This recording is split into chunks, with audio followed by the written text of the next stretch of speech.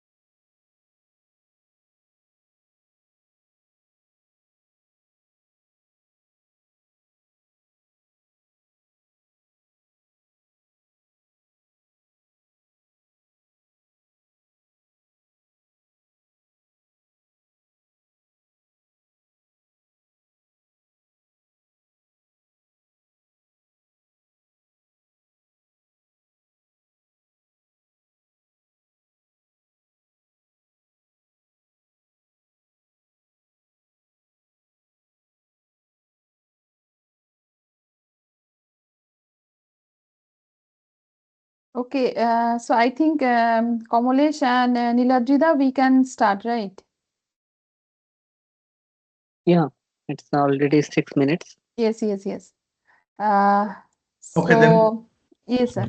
So, on behalf of the organizing team of AICT Auto approved 6 days online FDP on emergence of cloud computing, cloud technologies, and recent trends, we welcome you all to the second last day of the FDP program.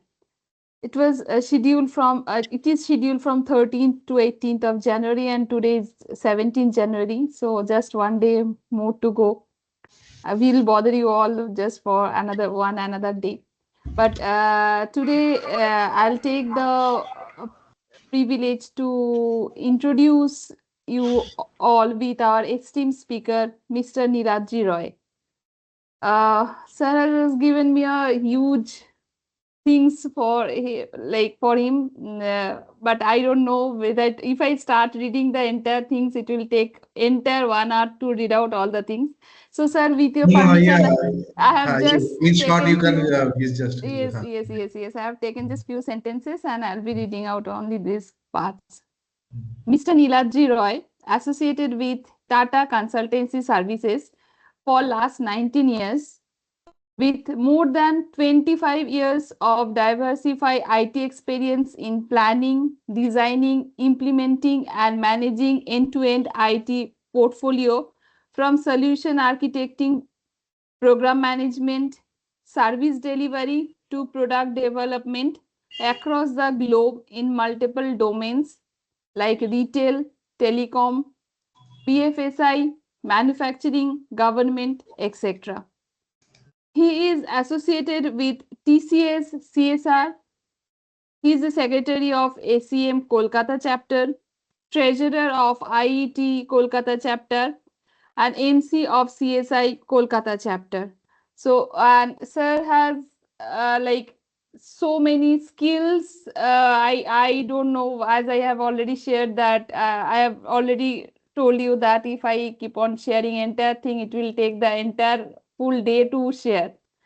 But his key skills are mainly IoT, smart mobility, agile development, cloud computing, and DevOps, and many, many more.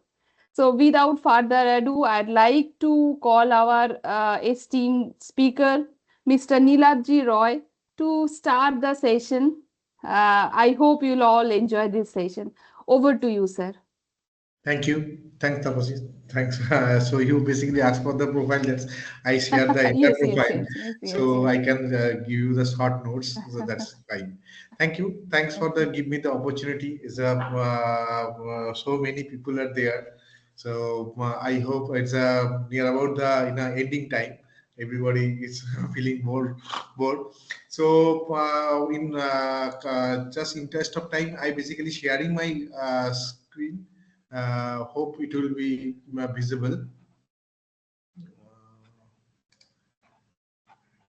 Just let me know whether it is okay or not.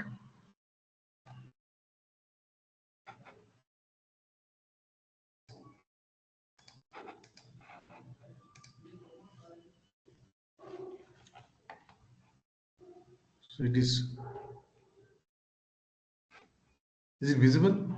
No, presentation is not yet visible. Your No, screen is the screen, visible. screen is visible. Mhm. Okay, okay, okay. So let me put this in. Yes, So, now, okay. yeah. So here today's topic is a cloud security. So it is a combination of the cloud and security. So I just go for the some basic things. So foundation of the security and the cloud, and then I'll be going to give the more detail about the cloud security, and if the time permit that, I would like to share some of the screens of the clouds, actually I mean console of the cloud, so that people can understand what is that in real time. So if anyone having any questions, I'm basically going to ask you. So you can give your query so that I will try my level best to explain the same. So before cloud security, I basically want to say that this is some of the security fundamentals. We are based on that we can architecting and delivering and designing and deliver the entire thing for the IT point of view. So in a security system, we used to say CIA tried. That is the triangle. You can say that the main is C for the confidential, I for the integrity, and A for the availability. So in anything, any in a IT system, whenever we think about the how we the secure the system, then we need to think about this is the fundamental things: the confidentiality, integrity, and the availability. So whenever we down forward, when we are going to design any security, securing the any system, then this is the fundamental things we need to think about. So confidential means I think everybody knows that the confidential is the we are going to prevent the protect the unauthorized access. This is the primary things. Normally we used to give the username, password, and so that in a system also we all that all that customer username, password, credit card information that we need to be secure. Second thing is the integrity, so that any access after any system information that should not be tampered and something like that. Normally that it is a from any unauthorized person. There is a then if the modification any of the data that will be the in a big risk. So that is also you need to think. And availability, suppose your information is there in any of the IT system and that is not available, that is also we consider as a risk. So these three things, the foundation for the any of the security system. So so for that we also understand that what is that during that time we putting in the matrix like what type of threat and the counter sums is there. Like a threat means from confidential point of view, like capturing the network traffics, like a hacker can do unauthorized access, password dump stealing, dumpster starting. So those are the threats for the confidential. So that for counterpart, we do that we can encrypt the traffics, like SSL. You know that one of the area that is a or all the webs request is normally if it's go in the HTTP, then it is a basically unsecure.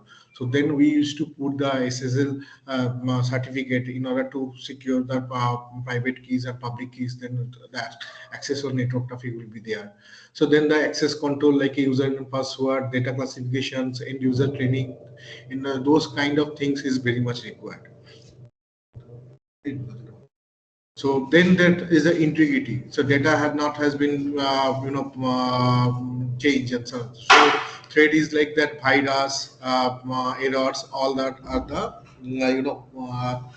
threats for the data integrity point of view. So then we and that we putting the hashing encryption layers and availability like a we for the device failure, system errors, all the power failure, all the part of a threat for the any of the availability. Then we basically consider the RAID in a hardware level. We can create the cluster. We give the fault tolerance, load balancer. All those are the counterpart of the availability. So we are designing the system like a that should be the fully high available. So this is the foundation of the security, and this is concept like a security point of view. That the concept is like a we create the five groups for the any of the security system, securing the system. One is the identifications. First, we do the identify that what who is the user name, that will be the identification point of view.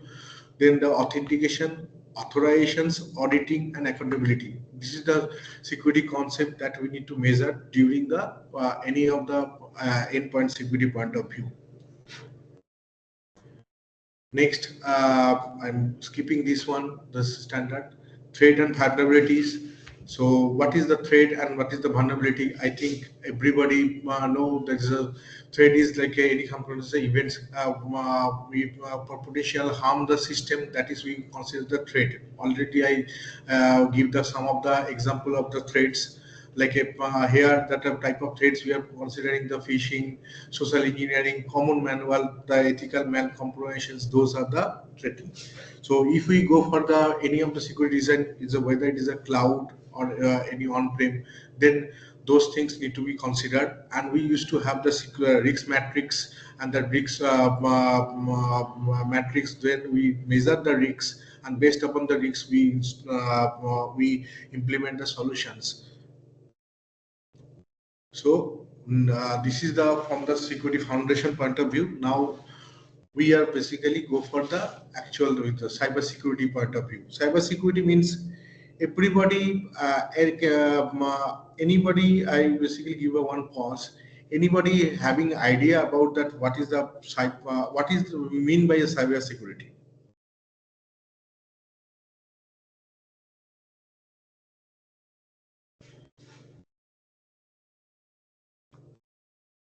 So normally, cyber security means it is we used to consider like a security system point of view. One is the part is the physical security. Cyber means is a IT system that all NIST is a US government one of the agency. They define the all the security framework and enter all these US and accordingly global system, they follow those framework. So they basically define the what is the cyber security. Cyber security is the mainly from the all the electronics communication systems where that information system is content. It is ensuring the ability, integrity, authentication, and confidences. So cyber security means is more about the technology point of view, not the physical security is not come under cyber security. And on top of that is overarching as a part of our information security, where that compliance, risk management, governance, that is on top of that. So cyber security, we can say this is more about the technical point of view. So not that is the physical and not is the information things. So that's why we used to say the I mean in a if we can say there is a higher is a information security, the cyber security part of our information security.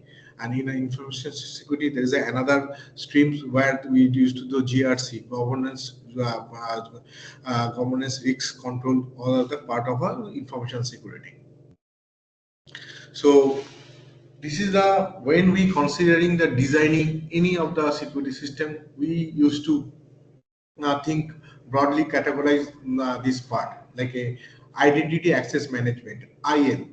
In short, we used to say there's a IAM. IAM means like a suppose if you build a one system, we first need to be from security point of view. We used to configure like a authentications and then authorizations. Authentication means we used to give the username, password. So either it would be the like a we create our own module, or we can leverage any of the authentication system. Nowadays everybody see, so you any of the system, either you can go with the their own username, password, credential. Also we can bypass these things with the Google ID, Microsoft ID, Facebook ID, so that they basically, if it's the large cloud-based system, they offload the authentication part with the others. I mean, other third-party vendors like your Google ID or the Meta ID or that Microsoft ID. So that if you have the Google ID, then you no need to create the username password for the system. So this kind of this is the category part of identity access management. So then is a threat protection. Threat protection means, so you know that threat is coming from the either if you consider the any of the IT system, the building block like that is the one is the compute, storage, and network. So compute means is a you can say that is like a or the VM, everybody VM container, or we are considered is a compute where the CPU and memory is there. Storage means like a our disks, like a cloud storage, this is object storage, block storage, all the terminal storage, and network means everybody understood. There is the from the any router switch every so thread point of view, thread protection, we either it is the endpoint means thread protection, there is antivirus, firewall, VPN, or other coming from the network thread point of view from the firewall and the VPNs. From the storage point of view, you used to protect by the protect with the antivirus, and from the compute normally is a physically there's a power, if it is a high availability, those are threat protection we can give. So cloud security link means if I'm basically later I come with the cloud, I'm considering like a here all of you is not the expert in a cloud. So if you know the cloud, then it's fine. But if the some of faculty doesn't know about the cloud, then I will come on the cloud in the later stage for the very basic point of view. But the cloud security is a we broadly nowadays separately. So if any system is deployed in a cloud, if you the enterprise or the personal thing, if you deploy that workload in a cloud, if the cloud related any security, that is common the cloud security, which I will come in the in detail later. Information protections, and then discovery response, compliance management, insider risk management, information governance. So those are the more of come under the information security point of view. There is a where we used to do the compliance means like a suppose you are going for the auditing in the ISO audit is happening in the ISO audit. Normally we have used to have the operation audit or the technological IT audit. So if the those kind of audit is a security audit, ISO 27001, they used to having the multiple controls. So based on the controls, we need to follow that all the control wise everything is compliance from our system. For example, suppose I am the one retail customer, I'm retail organizations. I'm going for the creating one e-commerce site. So from and I want to take the payment from through the credit card. Then in our my organization, I should be have the PCI compliance. Is a payment card industry compliance. In the payment card industry compliance, they are having so many controls. So many controls like you should have the firewall, you should have the endpoint security, you should be the encrypted things. There should not be, you cannot save the in a development and QA environment. You cannot keep any PII data. PII data means the personal information data like a username, full name, address, date of birth. Those kind of things you cannot do. So that for that reasons you need to implement the like a implement. You need to implement like a masking of the data, so that whenever you go for that developing something, there should not be the developer cannot should not be understand that what is the credit card information. Those kind of the compliance need to be done in the compliance management or in so those kind of this is the in a broad category during the designing any security system. So next is that whenever you considering the cyber security domain map, this is the big domain. I find the one of the LinkedIn site. I put it here. So if you think about the cyber security domain, now you understand there is a large domain is there. I don't know whether you can see or not. This is the good diagram where you can in a in short single area you can understand. In a support cyber security domain, one is the security architecture domain where we basically consider all those part. There is a one the physical security, that's the IoT security. Nowadays the IoT security is a prominent area everything is, the sensor based, and the from sensor point of view is the most vulnerable area where nowadays, because that sensor, if you not implement the proper security, like a many of the protocol is there, like HTTP, that HTTP is the insecure, but if you go for the HTTPS, then it will be the secure. So there's this resistance certificate. Same from the IoT wise, one is the protocol is the MQTT. So if you pass the data with the MQTT protocol, there is a MQTT-S protocol also there. There is a secure MQTT. Those kind of things is a come under IoT security. Those we call out of the physical security, but there is a majority for the IoT point of view. Then that security operations. I believe everybody heard the term SOC, security operation center. So what happened if any enterprise, they having the huge portfolio, like a thousands of the server, thousand of the desktop, 10,000 of the desktop, so many website application. So for that reasons, they should supposed to have the one operational team to managing the entire thing. That we call out as a SOC, security operation center. So there we used to have the threat hunting, vulnerability management. I think maybe people can, maybe you heard the term VAPT. VAPT means vulnerability assessment, penetration testing, PT means basis. So all these kind of things done here, the security operations. Then the end user educations. I can tell you the most vulnerable thing in the IT industry is in any industry, that is the human, because we are the most vulnerable. We are not educated. Sometimes someone basically nowadays in every call, government of India giving the very nice thing that like you say that don't response with someone basically attacking to your family, some your change give me the your date of birth so that we can change you, updated your card. Those kind of fraud is happening must.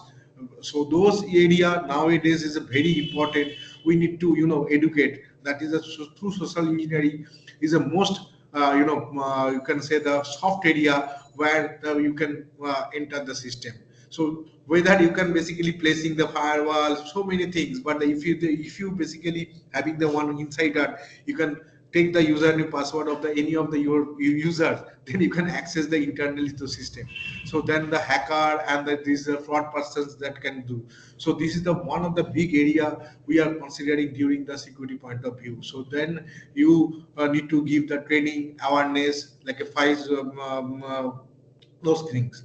Another is a threat and intelligence. Threat intelligence, like a that antivirus pattern every time it's changing. So then you need to update the antivirus signature so that your system is safe. Your IT system or your entire cyber system. So like in that type of threat intelligence need to be understand.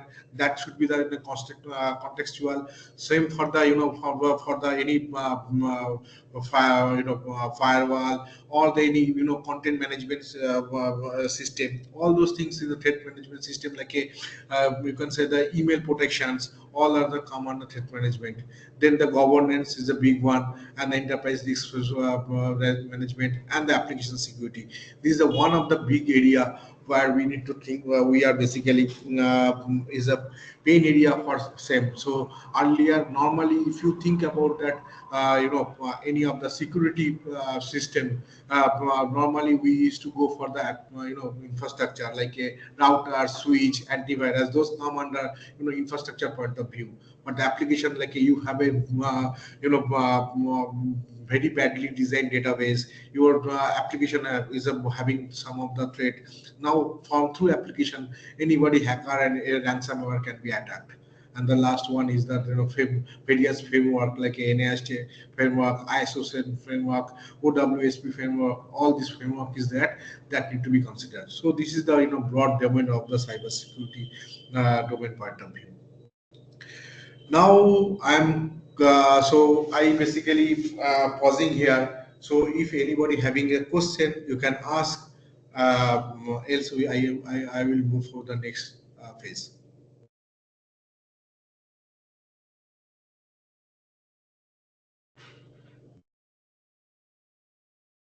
So silent I consider, so no question. So I'm moving to the next phase. This is a cloud security. In a cloud security point of view, I just go with the some of the historical things, and after that I come with the actual area. So historically, you know that actually the IT revolutions come during the early 2000. So early 2000s, what happened? Everything is the analog and the paper based things. Then after that, slowly all the IT implementation happened, like a financial account, payroll system, website. Those are the silo things, and that time we only consider the infrastructure security. So after that 2000, that ERP system, CRM system, that is coming, that IT adoption is coming, and all that paper based to the coming in the digital system. That time that application security is coming, because early 2000 what happened, all the computer used to stay in a there is a no internet.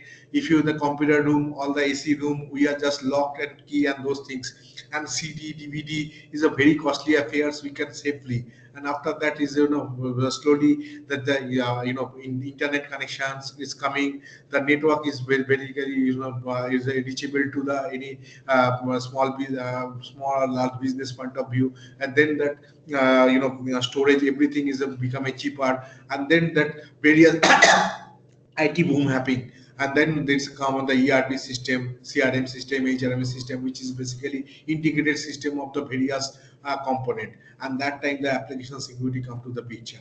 And after 2010, a massive thing is happening. Like we are basically moving the actual digital world.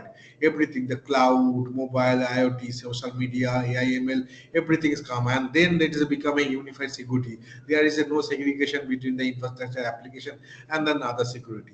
So it's become a huge problem, challenges. And then slowly now the cyber security domain become a de facto for the any of the industry, not limited to IT company. So any company, the cyber security is a big threat. So from the personal point of view, because in our life also, we are as an individual also, we need to think about that. Okay, antivirus should be there in mobile, laptop, desktop, and then that all type of phone tapping and everything is coming. That's why we said the unified security.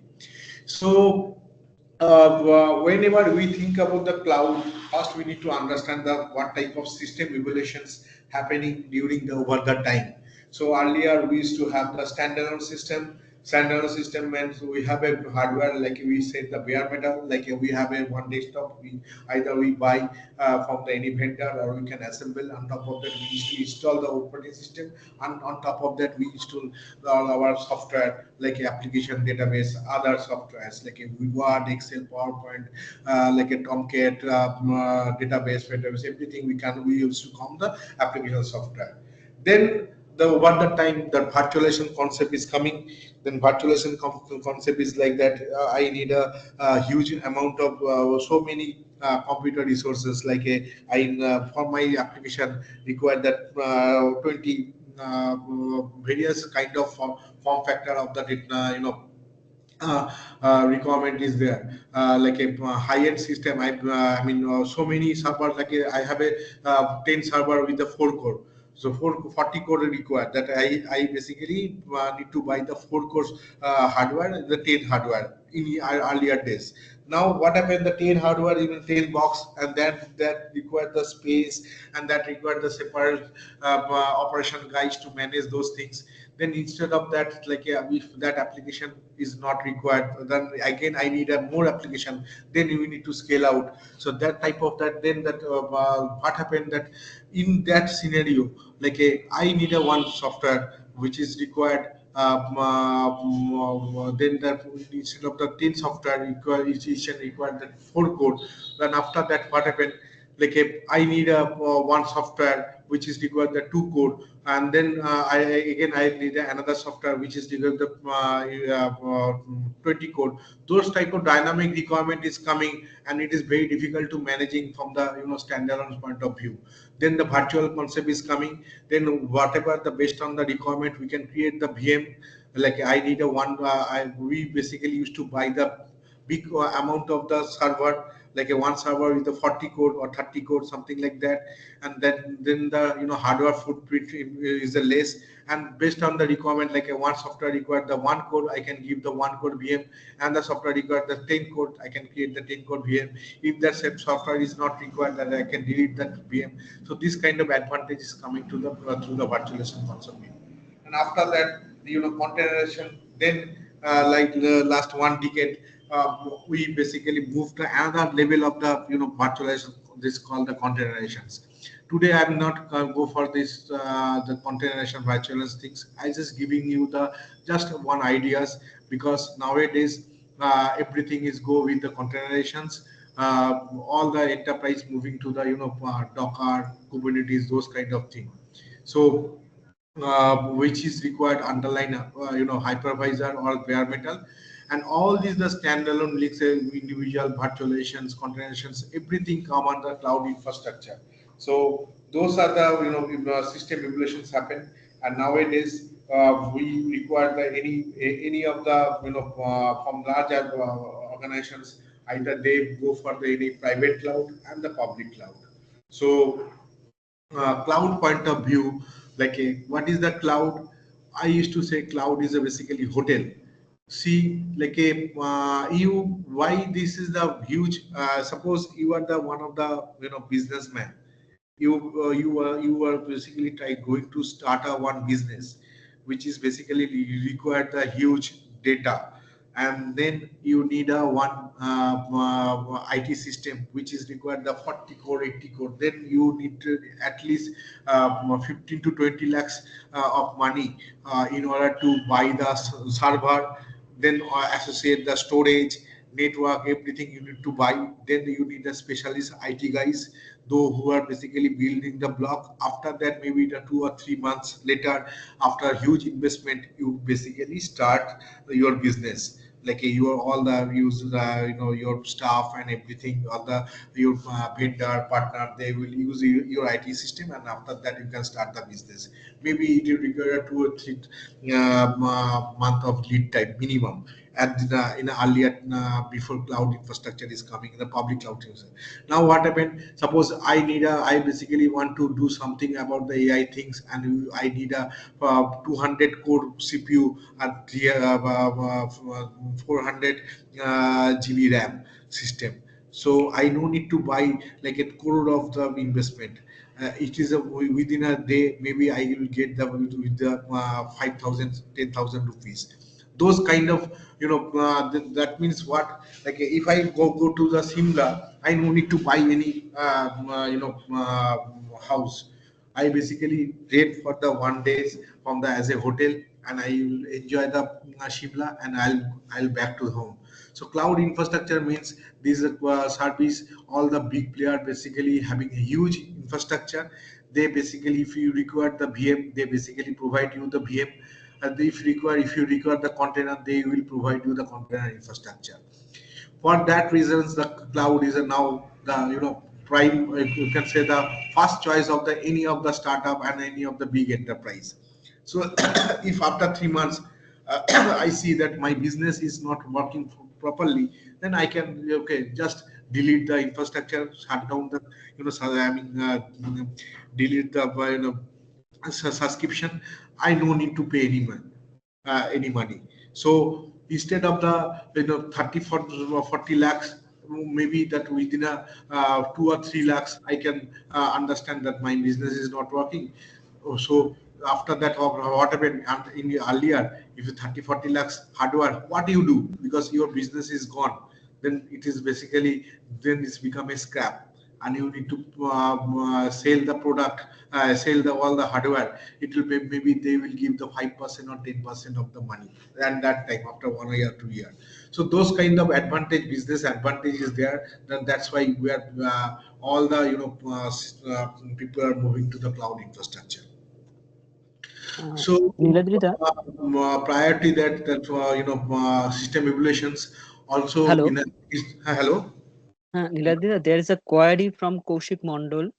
Mhm. Uh, Sir, kindly if you unmute and raise the query. Yeah. Yeah, good evening, sir. Sir, is it possible to do that certification ISO 27001 for the academic institute like us? Yeah. So it's ISO Uh, 27000 certification for the individual normally, and ISO from the you if you want to become an auditor, and ISO 27000 for the any organizations. Like if you are suppose in the simple business person, small business, you can also say that I am basically ISO 27000 certified. So no, subject to no, for your the academic institute, what way we will move, sir? For the academic for academic institute. institute. Right, Uh, right. Because we are also doing all such kind of transaction with the students, right? There we have also the payment gateway with us, right? So now, in what way we will ask for the ISO 27001? That is not See, clear. ISO 27001 is required that your organizations from the security perspective. Any Now, academic institute, you think about yeah. India So any group, you organization think can about do. IITs, Any NITs. organization. Yes, sorry. Please go ahead. Yeah. So then for the academic institute, they are performing all these transactions and still they are unable to obtain that particular certification from any government agency. Is it correct or not?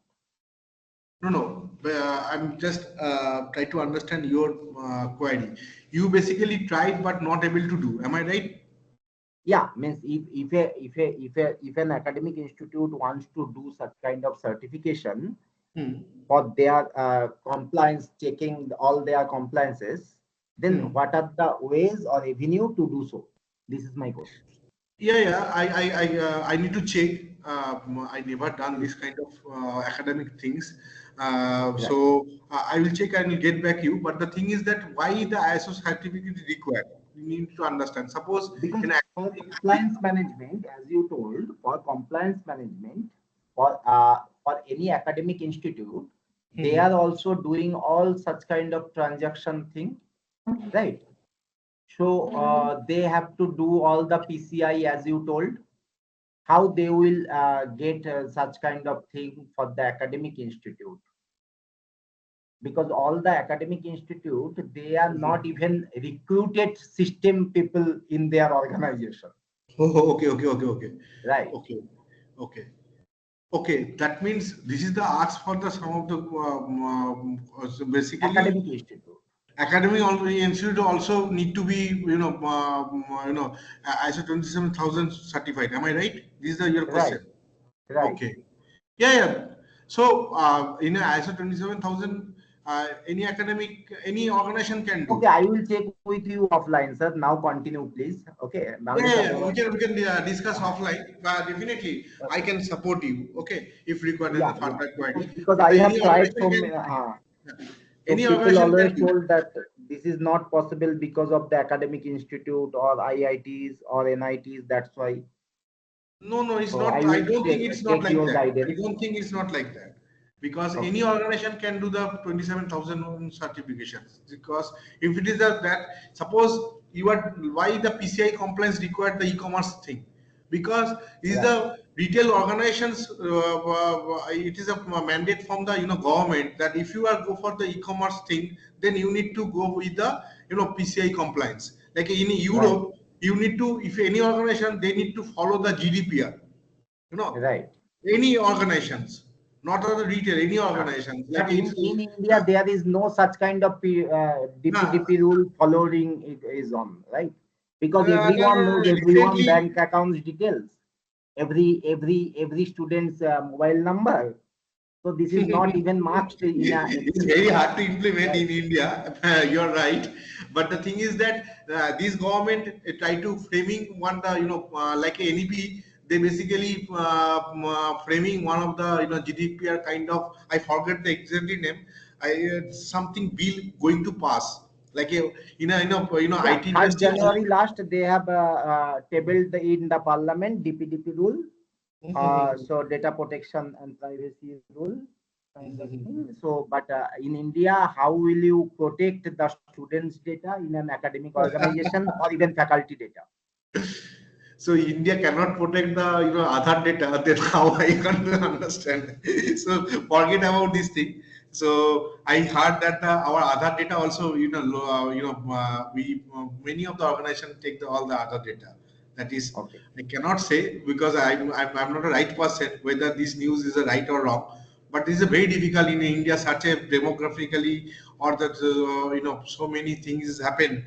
I don't know how it can be possible, but definitely slowly, like as I said, the people need to be aware. Nowadays, the people are more aware of the security point of view. Prior to 2-3 years back, mainly that after pandemic, now people are more having the good knowledge about the online system.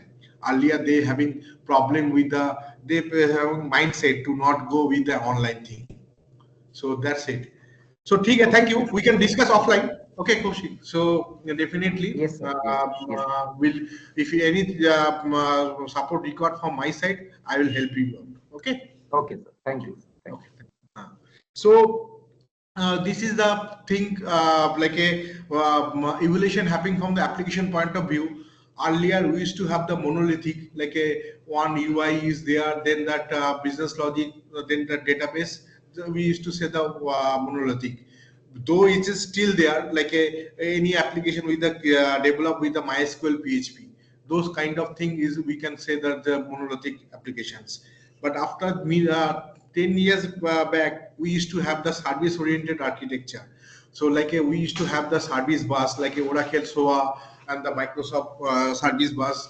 And that what happened, that service bus means like a bus terminals. Some of the bus is coming inbound bus or train terminals. You can think of the service bus. So some service bus means, so all the user can request service bus is responsible in the background. They used to have just I take the pointer. So any UI, mean any end user component, they take they used to send the request to the service bus, and the service bus Oracle SOA kind of thing. So they basically send the they having the mapping with the backend services, and they respond with the respective request with the response. So this is the here we used to create the big application cluster like a WebLogic, SOA, those kind of service bus we used to that. And after that, microservices come to the picture. So all the services going for the they are having the different service and their respective database. This is the called the microservice based architecture. So that everybody know like a first big billion sale about the Flipkart was flop. Am I right? I think anybody can remember those things.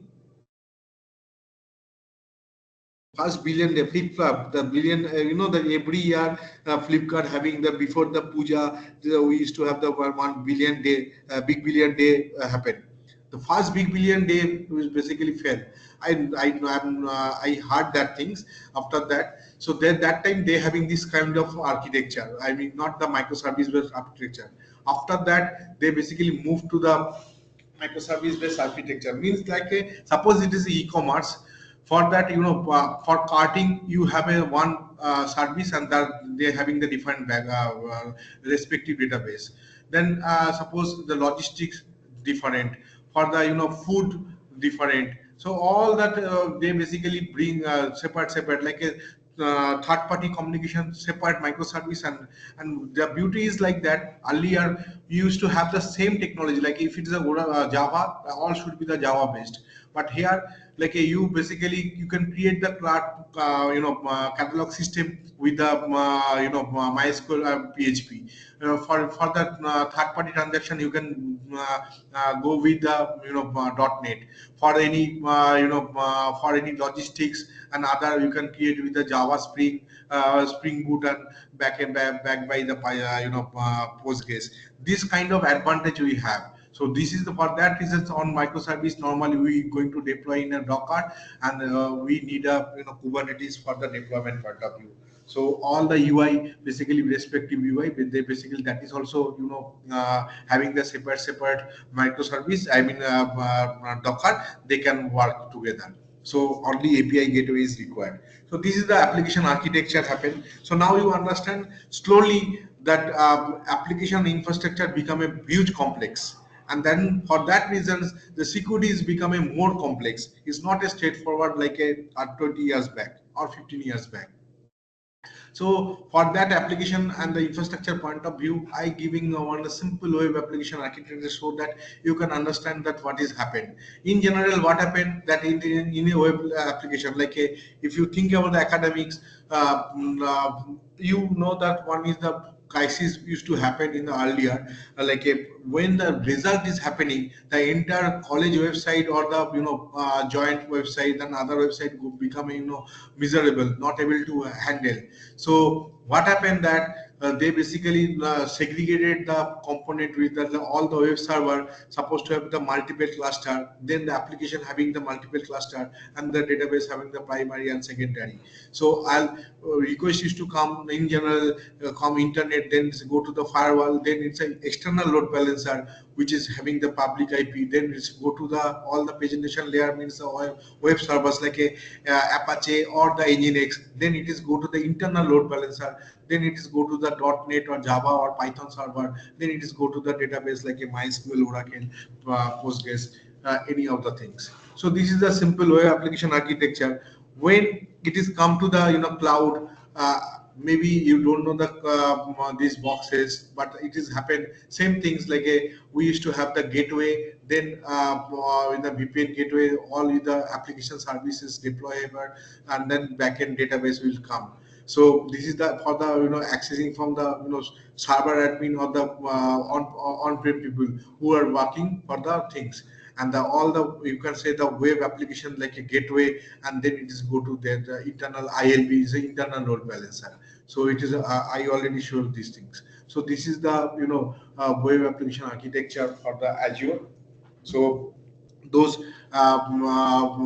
this is not a it is required much time to explain, but I giving the one of the architectural things from the web application point of view in Azure, and another from the cloud native implementation means the Docker and Kubernetes. This is the architecture from the Docker and Kubernetes, how it is going for. So I quickly moving because it's not a purely things. Now I'm coming in the actual cloud security point of view. In a cloud security, I believe everybody know that what is the IaaS, PaaS, and SaaS. So IaaS means the infrastructure as a service, PaaS means the platform as a service, and SaaS means software as a service. So what happened on-prem means our suppose in your college you having their own server, on top of that server, then that you have a network, then hypervisor means like a VM or something like you install. On top of that you basically install the VM OS, and then the middleware like a Tomcat database like a MySQL, then runtime means a JDK on top of that data and application there.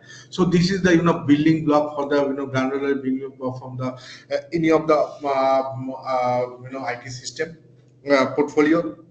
So infrastructure as a service means up to hypervisor up to hypervisor, that all the cloud providers like a Microsoft Azure, Amazon, AWS, Google GCP, they basically maintaining all the things. On top of that, you basically request one VM, they will give you the one VM. Means you require the Windows VM, they will give the Windows.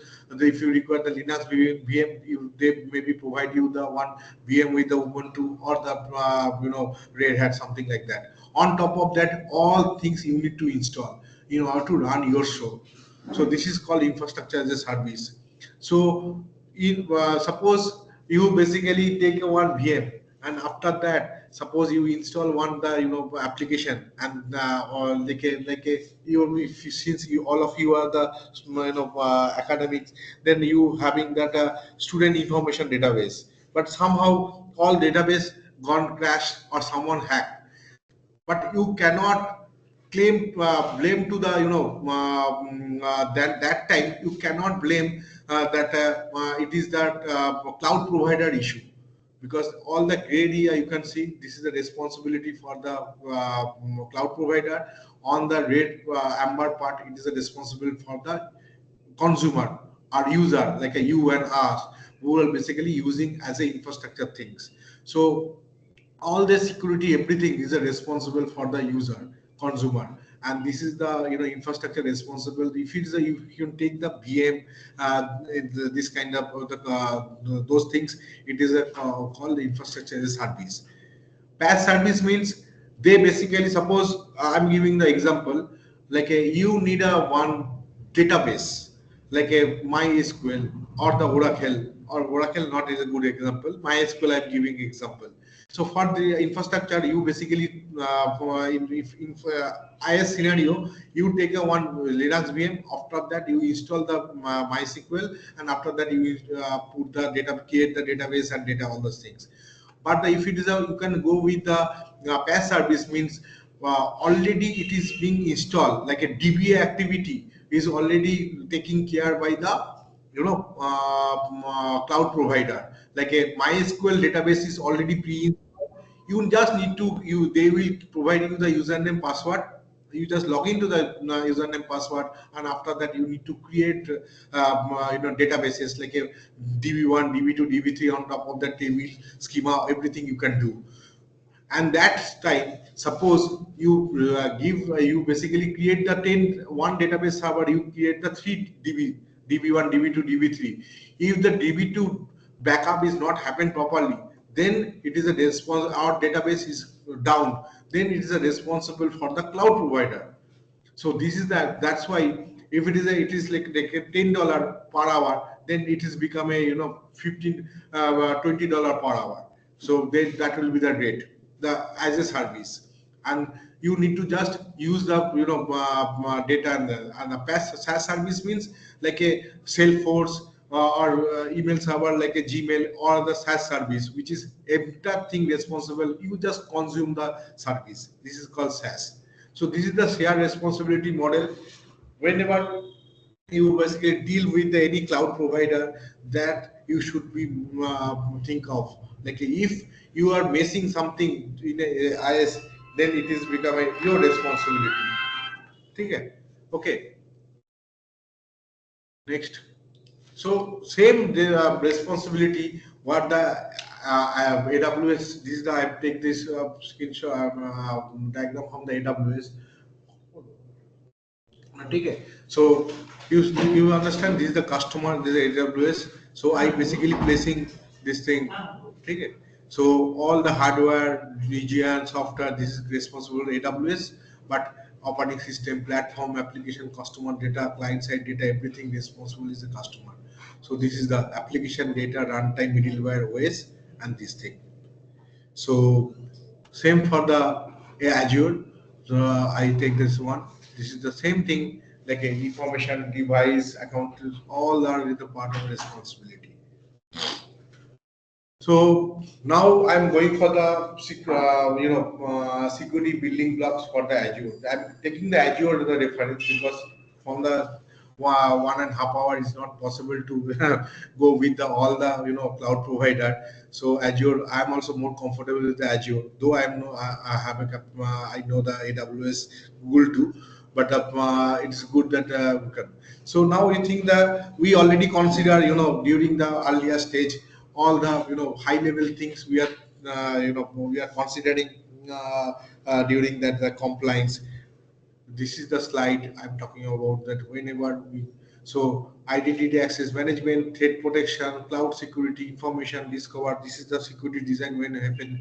Then when we are come to this area, then in a Azure point of view, what they do, they're having the application security like a SSL, TSL certificate, Azure Active Directory, those come under extra, application security. Monitoring means if the system up and down, all the command, all the service come under monitoring. Identity access management, when I talk about the role-based access control, Azure BBT, this is the all the services happening. So I'm giving a small glimpse of the Azure things. Now you can think this is a Azure console. Now you can think this is the all the services. Like if I want to create a one VM, I can go to the VM. I can create a VM, Azure virtual machines. I can create the virtual machines. So this is the way that you can see the Azure console. Okay, so like a DX, networking, management. In order to create the VM, you can do. This is the infrastructure as a service. What I say that the PaaS service means, if I go with a PaaS service like a database, which a pre-installed database is there. Like let me check the database. Like I need a one SQL database, Azure SQL, or that I need a MySQL. Like I just type the MySQL. MySQL, what is that? What is there? Azure MySQL database. I can go for the database. I can create the one that MySQL database servers. Go to the create, then it automatically next. I can create the MySQL server. Pre-install WordPress also they are in a MySQL. For that, so those this is called, we used to say the service. Thousands of services there. So I'm not go for the cloud things here, but I'm giving the one example. Like suppose you basically one developer, you already build one Java application. You take the app server, you create a one Java jar. You upload you can create a one app, web app. Then you can just click next. You upload the jar, and then your website will run. So you don't need to think about the where it is running. That is called the PaaS service. So this is the beauty of the Azure. You understand? You don't need to bother about that. You don't need to become a MySQL DBA. So you forget about DBA. They will take care. You just need to understand the username, password, how to these things. So this is the beauty of the cloud. So now you think about the application security. Then the monitoring things like a Azure monitoring is there. Like a, so like a monitoring monitor. So how we can application. So this type of matrix means if my application up and down, what is the utilization, everything come on there in the matrix. Alert means if I need to set the alert, like my VMs, my VM having 1 TB hard disk. If it is a 60% it is full, then it will provide the alert. If my VM is goes down, it will provide the alerts. All the log, all the workbook, everything come under the Azure monitor. So this type of data security, host service, security service, network service, everything come under there. Like a week, they having the software firewall, software VPN, everything is come under there. So Niladrida, I have one query here. Can you enlighten on the difference on security aspect for a virtual machine and the Docker container kind of thing? That in virtual machine, you know that we can configure the firewall yes. and all these rules because the whole operating system, we have the access to the whole operating system. But in Mm-hmm. container, this Mm. is not a full operating system. So it's in this runtime environment, what type of configuration is needed for security from the Mm. security Mm. perspective? Mm-hmm. So container security, that container, what do we do? So from container, just okay, give me 2 minutes.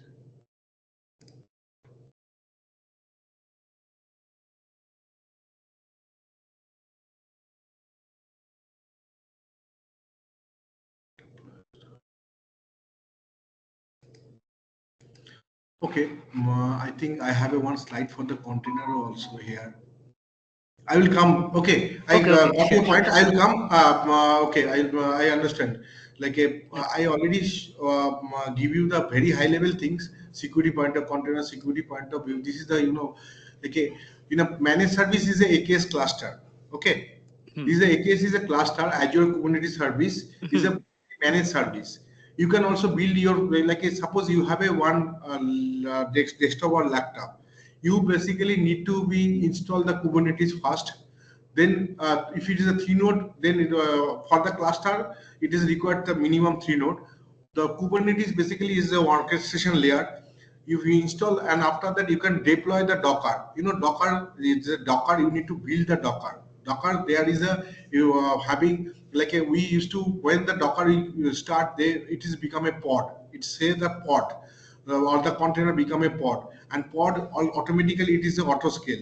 For that you need to configure those things and for the security consider like a you may be aware of that software defined network now. So Yeah. suppose in an underline you have a one network in a physical one. On top of that they used to create a one virtual network in a from that container point of view. For container to container one to container two, they will communicate what type of security required. Like you can configure such a way, like if it is a same thing, you think about the think about here, like this is the one container, this is the one another container, this is the another container, this is the another container. Hmm. So you can configure such a way that like if the and normally ELB we say the API gateway. So you need to give the public IP here. Request will come, go to the one Apache or Nginx container. It will go to the request, go to the load balancer, then go to the your .NET or the Java applications. So you can configure such a way like this request the only this is you understand this is the color is the one network, this is another network, this is the another network, and this is the another. Blue is the completely backend. So in this area you can put the firewall, no request will go there. So this is the container level security you can provide, and that is the one configuration file is there that where you can mention like a this rule cannot be go. So those kind of implementation you can there is a container level, and simple VM level is like that. Like used to have the firewall here. Like here what happened? The employee first they having their own gateway like on-prem. This is the on-prem network. They having gateway. Then they having the lease line. The express route is the Azure lease line. You can say or site-to-site VPN. They will connect the Azure. Then Azure having the one gateway. That is also one security. You can say the firewall rule. This is the firewall rule. After that is a go for the internal load balancer. Then it is go for the web tier. All the application right now I showing the application service. This is basically is a managed service where your Java jar is being deployed. After that it will go to that within separate network it will go to the your backend Azure database. So this is the VM level. You can say this is instead of the managed service you can create the one VM here and you can create the one VM here, and you need to create the separate virtual network so that no fast if it's a hacker they first need to go to there, then they need to create break this application firewall, then the load balancer, then internal this is the firewall, and after that they will get the data.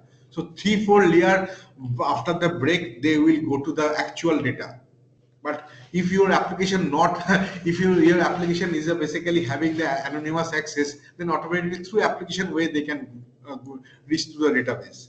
So this for that reason the application security is the most critical thing.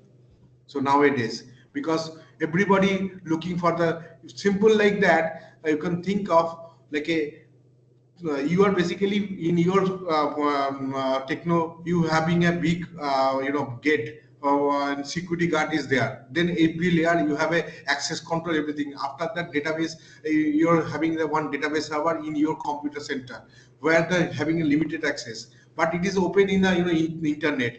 So hacker basically through internet they can move to the your database server. You understood na? No, So yes, sure. Because in that case, we need multiple security deployment in different floor also for yes, the virtual cluster creation. yes, Like yes. there's a concept of security group, so in that way we can Yeah. create or collaborate multiple virtual machines in the same cluster, but the things are not very. It was not very clear to me in terms of Yeah, I container. will. Yeah, I'll take the separate session for same if you Okay, want. sure. Okay, that will be the interactive session, whatever required that I can say. Okay. Okay, sure. So now, I think so. Here, since it's a compliance request from the compliance point of view, I am basically giving you that. So now I basically give you the very high level from the cloud point of view and security point of view. So this is the security. Many of the services they are. So I will come later. But before that, I basically want to highlight here. Whenever you think about the like a Kaushik said that the ISO 27000, they having the multiple control. So any assessment they having the control like you already having the NAC NBA. They used to say that what about the security control you have measured? That is we say the control. The GDPR is a control for the compliance from the anything you want to business in a Europe. That is called GDP. I giving the one use case for the GDP. What the GDPR and another for the OpenAI, so that you can understand that part. Like in a GDPR compliance, they basically segregate in a four step, like a discover, manage, protect, and report. So in a compliance point of view, you need to like a discover means identify the personal data and where it is reside. So that you need to whenever that audit will happen, they need to think. For that reasons, Microsoft Azure, they basically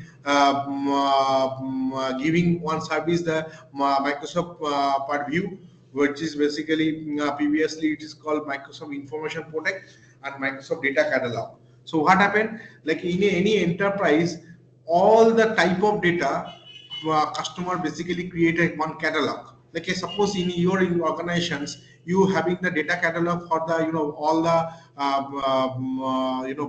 for the subject wise, you take the class test, various tests, all this type of report is there. That is the one type of data. Another data is like all the employee having their payroll. That is another type of data. All the organizations, they need to complex that. So this is the we used to say the catalog based upon the application. They basically consume the data. So those kind of for that Azure having the managed services, that is called the data catalog. Okay, and purview from the protection of the data, like a what I say, suppose in a payment card industry like a retail, they having, they basically require the payment credit card data and all the username, password, everything that need to be encrypted, that need to be saved in a production. But when the developer also need during development, so during development all the data need to be masked. So this kind of service is coming here, data information service, like a manage. Then the next is discover, like a suppose I want to discover what type of data available, that is come on the discover. Then the manage, how will basically managing the data, that need to be governed. So for that reasons, Microsoft having the Intra ID, previously it is calling the Azure Active Directory. I don't know whether with the Windows Active Directory, which is that we used to have the all the user having the username, password. Then for that reasons, normally we used to having one the directory service. Initially it will X.500, then it is come to the LDAP, and then Kerberos, and after that Microsoft creating one the Windows Active Directory. The Active Directory is one of the implementation. Basically Microsoft copy these things from the Novel network. Novel used to have the NDS, network directory service, and Windows 2000 they bring this one as Active Directory. Now after that, same thing is adopted in a cloud. It is called the Azure Active Directory. Then it has become a new, they rename branded, that is a Entra ID. Entra ID is like a not only the infrastructure user, like an application user. Suppose you have an application. So application normally what happen? wish to configure the application with the various either token based application or that like a wish to having that cookies and those kind of those all these application ID management, these things it's come under enter ID. So and purview obviously there, and the role-based access control. Like a role-based access control is come under authorizations. Like a suppose no student having the access to the server room maybe, but they having access in the lab room. So only few of the teacher or the IT person having the access in a server room. Those kind of is called the access authorizations. So authentication means are you able to enter the premises like username password. Authorization means that whether that type of resource are you authorized to access or not. So that is those kind of mapping can be done in the Azure role-based access control.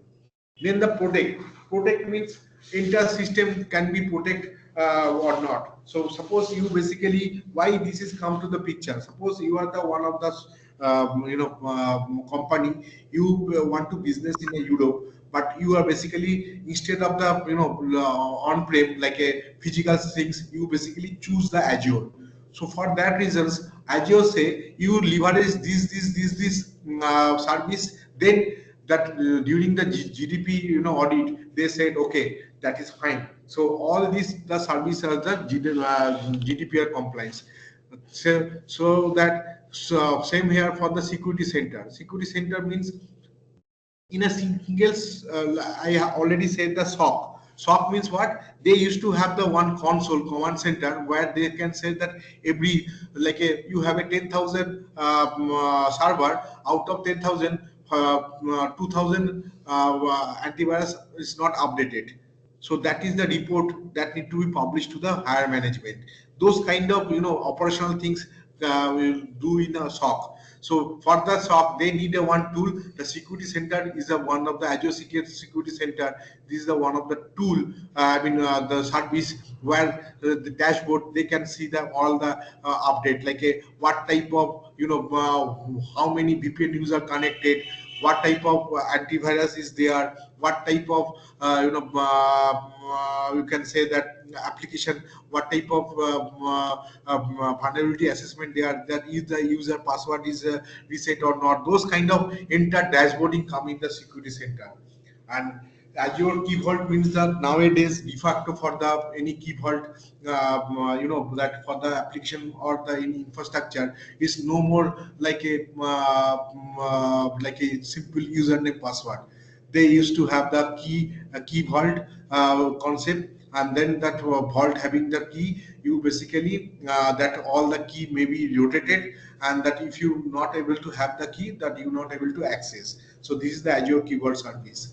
And I already for reporting purpose that all the things everything is working fine from infrastructure point of view, because cloud is means what is it is an infrastructure. So Azure Monitor is a service where you can get all the data, how many address the data request report, how many breaches happen, keep the record, everything come under Azure monitoring.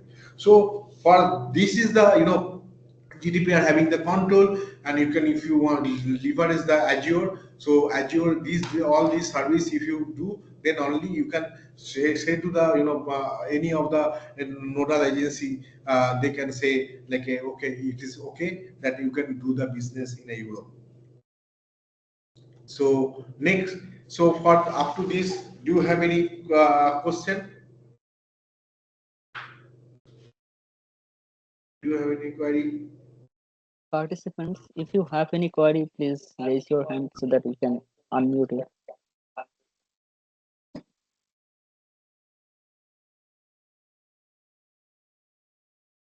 Okay, I think there is no query. Okay then. Though AI is not my core area, but I basically want to bring this topic here because I know that in the entire your engineering fraternity, they are fascinating with the AI, and in AI is the open AI is a, now de facto, and that nowadays in the entire world obsessive with the Gen AI. So GenAI, that you know, the OpenAI ChatGPT. So Azure, you know that Microsoft and providing on the OpenAI service. OpenAI service is like a ChatGPT backend. You can say the prompt engineering. Whatever we are going to like, you will also create a one AI based application with the Open AI API. So this is the way you can do, because in a GNAI, thus compliance security point of view, it is a very difficult. Like a, they basically all the government agency, all the security agency, they basically want that if you going for the OpenAI, that means you take the all the data. How you basically managing the security for same? For that reasons, I take this case study. Like if you want to do for the any LLM model, something like a llama, you can take the OpenAI also. That is a framework like you can do. So for that reason, normally what happen, you know that from the developer perspective, you first do the ingest, then develop, then the interfacing, like a OpenAI interface that need to be from the many prompt engineering. So this is the that you, I think you are the better the all the here maybe the expert is there, but I want to highlight the backend part of this. So Azure Open AI service, like it is your applications. What happened in Azure Open compliance, all this you can the SDK. That is we basically if you give the prompt and that is the response. In a backend, what happened? Having they having the which is called the interfacing. You can say the UI part of this. So what happened? That for any AI things, we in a mainly machine learning point of view, we first need to be train the data, then testing the data, then only we can get the things. So like a asynchronous abuse monitoring, that is there, that is a service. They said that the prompt response 30 retention Windows View specific, this is the this service they basically implemented. This as the synchronized content filtering happen, and in the back end Azure having that OpenAI based model, that model you can deploy. So I will showcase, I just give you the one glimpse over there. This is the one of the service that you can create the model, you can change the model. This is the backend service you can do. So you basically application develop, and the back to all the model management can be done. So we used to say is that that is come under এই 1 minute এই লাইটটা জ্বালিয়ে নিও সব কটা ঘরে so you can say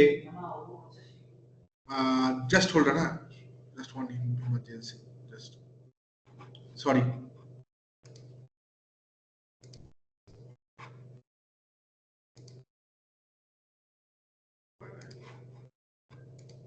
Just sorry.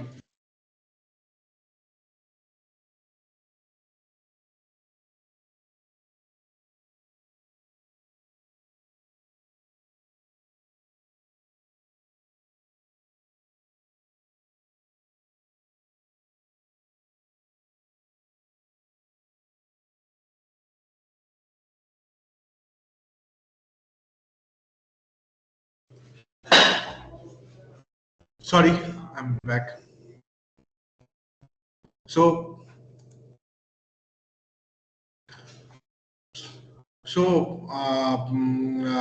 that is fine tuning the all the customer data, they having the files and API, the file storage, and the fine tune model is there. So this is the one is the interface part, another from the fine tuning part. So all these the OpenAI. So you having a service, and that Microsoft ensuring that all that model, where you can see the models, and that is if required that you can see this one. So this is the OpenAI data flow in a backend. So I'm just, though I never work with this one, but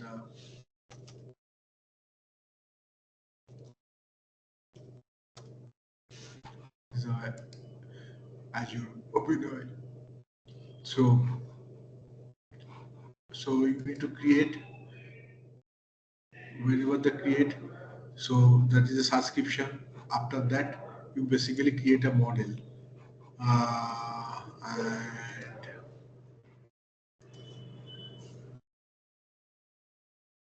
so I'm not never created this one. I want to showcase one thing. There is a model repository there.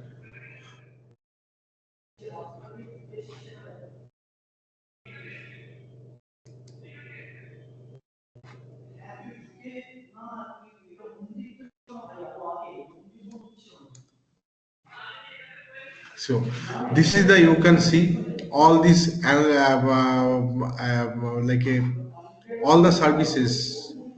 Just one is where the data lake is there, but where the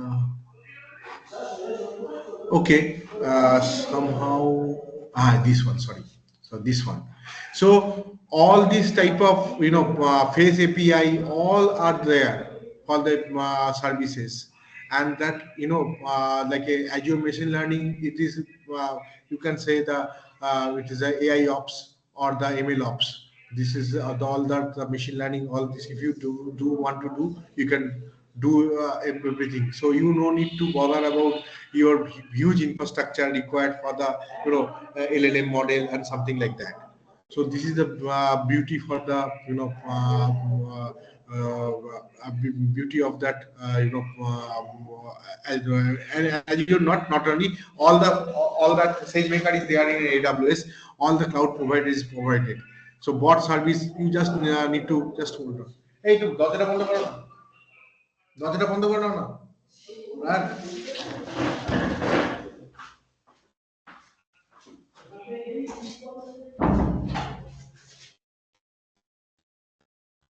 sorry. So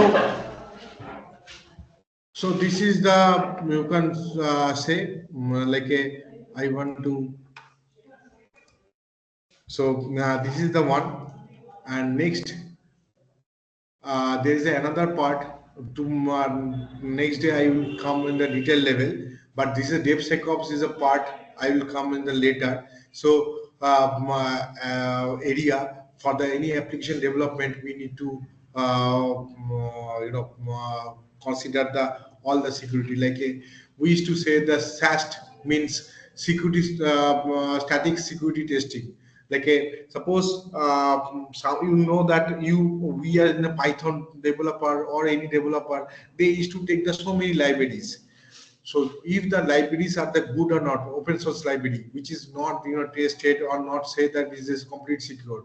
For that reason, we have a various software that will basically scan whether that all the software is running properly on all the libraries and all the code, they are having any vulnerability or not. That is which is called the static security testing SAST. That is very much required for the any large organizations in the enterprise organizations. And you know that some of the code in general it is seems like it's okay, but whenever it is a runtime, it is become a vulnerable, mainly the malwares. So for that reasons, we used to have the DAST, dynamic security testing. So any application, you know that if you basically build any application or solution in any enterprise, you need to go through these two part. Either if you not use any cost product means like a Microsoft like a SAP or Salesforce, because all are the tested. But if you develop something and that you are basically one the startup, you basically build one software and something like that. If you go for the any of the big enterprise or any government, you need to go with the SAST and DAST. This is for the software development point of view. So, and if you build any container also having that separate security things, that is come under container seams scan images. So those kind of security things need to be considered. And here is my last slide. So if you want to become a security guy, so here is our organizations. We used to say the CISO is the head of the any of the organizations, Chief Information Security Officer, and then so many type of roles are there. Like a normally happen like a SOC. This is SOC. The SOC, SOC manager, SOC associate is there. Security architecture means who basically do the security architecture things. Normally, I used to do these things. The cyber strategy standards, who basically taking the server. Physical security is a different one. Business continuity means suppose your application is goes if you are basically have what data center in a Calcutta. Suppose in any catastrophe happen, like if enter is a flooded or it's a earthquake, then what would be your contingency plan in order to run the business? Then what happened? More than 300 kilometer, you need to build a one separate data center. Then only you can say, because if it is a flood is not happening within a 300 kilometer, then definitely this is a phenomenon. You need to clear the DR sites. And also business continuing for, suppose your primary data center is there physically, then it is go for the cloud, and then within a cloud also there is a more availability center. I'm not go for that one. So this is the various roles are there for the cyber security organization part of it. So now I'm quickly, though so many slides, each and every take them huge time. I don't know whether you basically it is helping you or not. But if you have any question, you just let me know. Try to answer.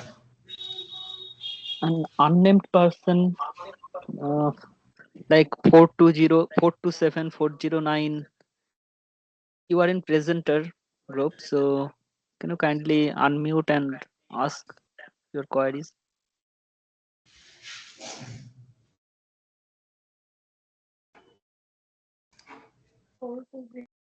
I think he's there.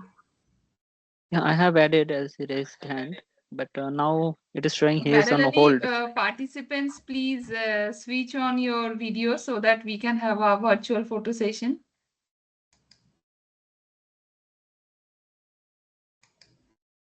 We will be again listening to Niladrida tomorrow only.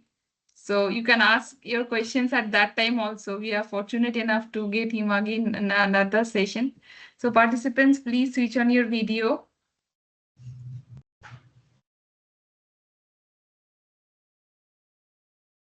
And if you have any question, please ask. Yes, we can wonder.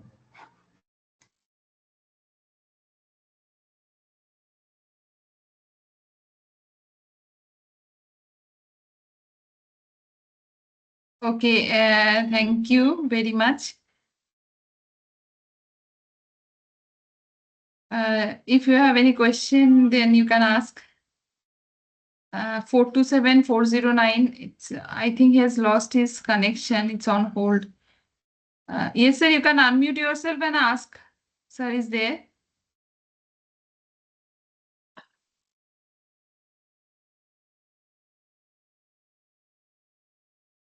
I think nothing is there, so we can Tapashi, we can. Yes. Thanks a lot, Niladrida. Again, we'll bother you tomorrow. So, No, it is my privilege. It is my privilege. Thanks.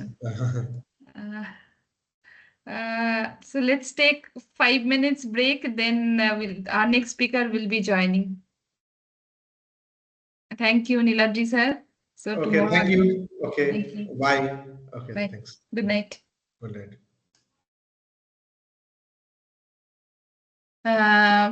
Participants, we are sharing the feedback link. Please submit it using your registered mail ID. Just a 5 minutes break and then we'll join again.